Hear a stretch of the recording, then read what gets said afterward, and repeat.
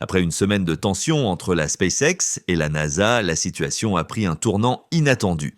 L'entreprise privée a rapidement publié une série de mises à jour sur le programme HLS, prouvant clairement que le développement du Starship respecte toujours le calendrier prévu. Cette initiative a d'emblée restauré la confiance du public, ne laissant d'autre choix à l'administrateur par intérim de la NASA que de revenir sur ses propos. Alors, où en est réellement le programme HLS et SpaceX peut-elle vraiment être prête à temps pour la mission Artemis 3 en 2027 ? Découvrons-le dans l'épisode d'aujourd'hui du quotidien de l'espace. Comme le savent tous ceux qui suivent l'actualité récente, les tensions entre SpaceX et NASA ont commencé lorsque l'administrateur par intérim Sean Duffy a ouvertement critiqué l'entreprise d'Elon Musk sur Fox News.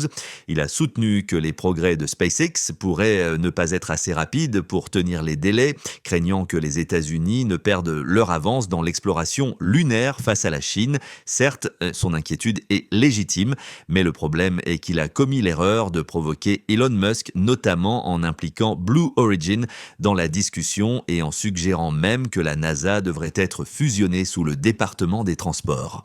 La situation est devenue si tendue que des responsables de la Maison-Blanche auraient exprimé leur frustration, se disant fatigués et de plus en plus impatients face à la querelle persistante de Duffy avec Musk, une controverse qu'il juge totalement inutile et honnêtement, il n'est pas difficile de voir de quel côté il penche. Musk n'est pas seulement riche, il est incroyablement influent. Il possède X, domine les conversations sur les réseaux sociaux et sa voix atteint facilement des millions de personnes via les médias traditionnels également.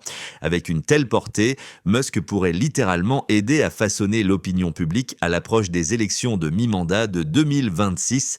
Mais voilà, peu importe qui soutient Musk ou l'ampleur de son influence, au bout du compte, lui et SpaceX doivent encore prouver que le Starship HLS progresse réellement et respecte le planning, car sans progrès concret, tout ce soutien ne signifie rien. 2h03, eh bien, il semble qu'ils viennent de faire exactement cela. Il y a quelques jours à peine, le 23 octobre, seulement 3 jours après le début du psychodrame, quelque chose de vraiment étrange a été repéré à Starbase. Sur le site de production, des ouvriers ont été vus déplaçant une structure en acier massive et inédite. Cela ressemblait un peu au cône avant du Starship, mais sans la pointe. Le fait est que ce n'était certainement pas une pièce standard du Starship. La structure présentait une grille d'ouverture carrée, parfaitement découpée sur toute sa surface, toute soigneusement alignée, avec une barre métallique temporaire soudée sur le côté, probablement pour éviter qu'elle ne se déforme pendant le transport. C'est alors que les spéculations ont explosé sur Internet. Beaucoup ont pensé qu'il pourrait s'agir du compartiment de l'équipage pour le Starship HLS, car la section paraissait immense, environ 9 mètres de diamètre, et ces découpes carrées pourraient très bien être des ouvertures pour les fenêtres. Cependant, d'autres ont souligné que la disposition ne correspondait à aucun des rendus officiels du HLS. Le nombre et l'emplacement des fenêtres semblaient incohérents, trop nombreuses, à plusieurs hauteurs et même se chevauchant. L'explication la plus probable est donc qu'il s'agit simplement d'un article de test de fabrication, une maquette pour étudier comment découper et renforcer les ouvertures de fenêtres dans l'acier inoxydable. Mais d'un autre côté, s'il ne s'agit que d'une pièce d'essai, pourquoi renforcerait-il les ouvertures avec des barres métalliques de la sorte ? Quoi qu'il en soit, c'est un signe clair que SpaceX travaille activement sur le matériel HLS en plein milieu de ce différend avec la NASA. Ce n'est pas la première fois que SpaceX laisse des indices de ce genre. Ils l'ont déjà fait à plusieurs reprises, en réalité. Par exemple, vous souvenez-vous du module de SAS repéré à l'intérieur de la Star Factory à la fin de l'année dernière ?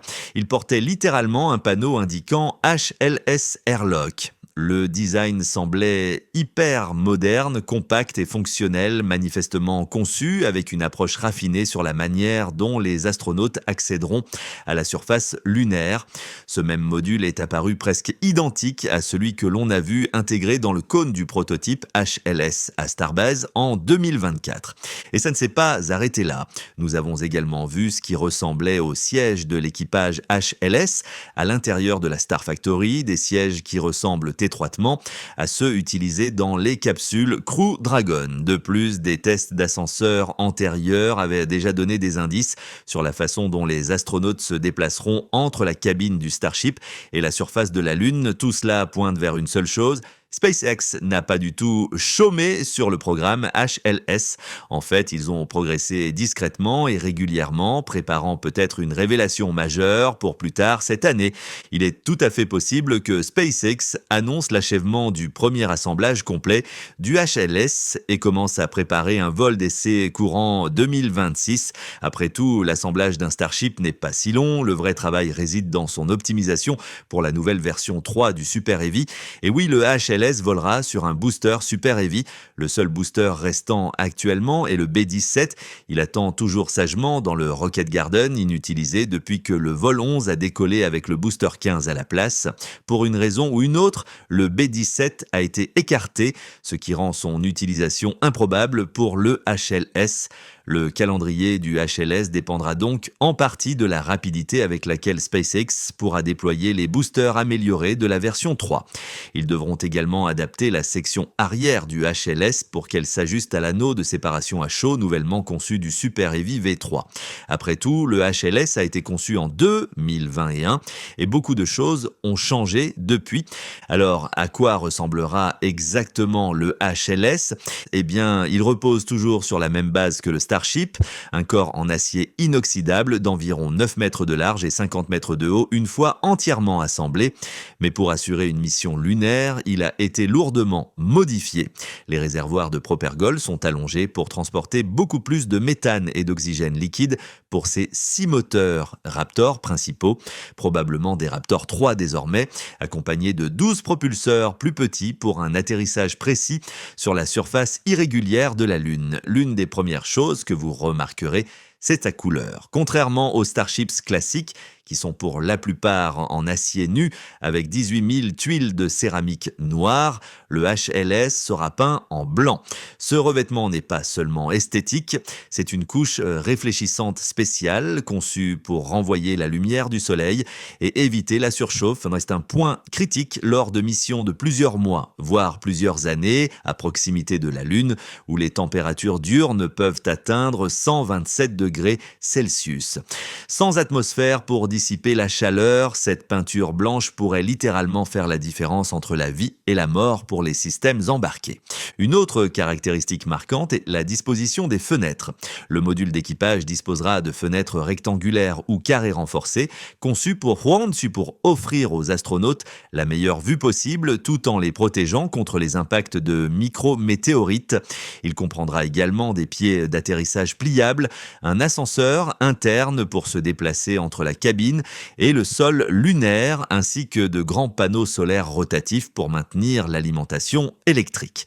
Avec tout cela réuni, le HLS n'est pas seulement un atterrisseur, c'est pratiquement une petite base lunaire à lui seul, reflétant la vision à long terme de SpaceX d'établir une présence humaine permanente sur la Lune. Oh, et voici un détail que nous n'avons pas encore mentionné, le HLS sera également équipé de 2 ports d'amarrage pour le ravitaillement en orbite. C'est une étape cruciale qui lui permettra d'embarquer assez de carburant pour atteindre et se poser en toute sécurité sur la surface lunaire.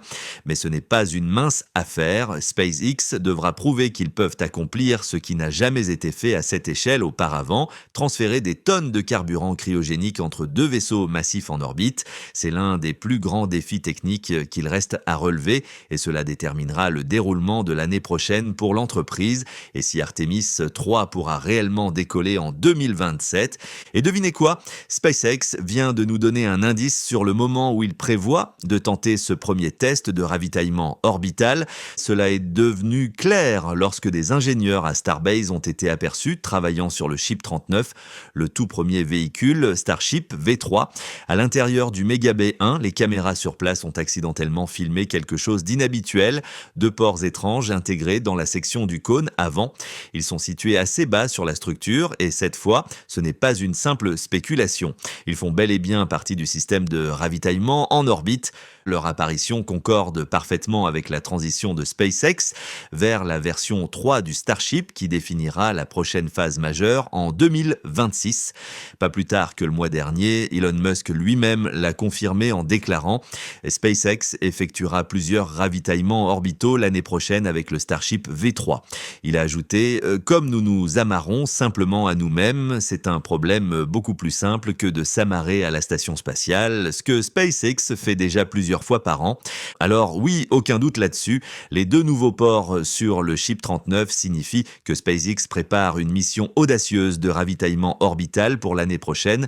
La seule vraie question est de savoir s'ils le feront avec le HLS définitif ou avec un véhicule de test dédié. Mais il y a fort à parier que le HLS sera impliqué à un moment ou à un autre.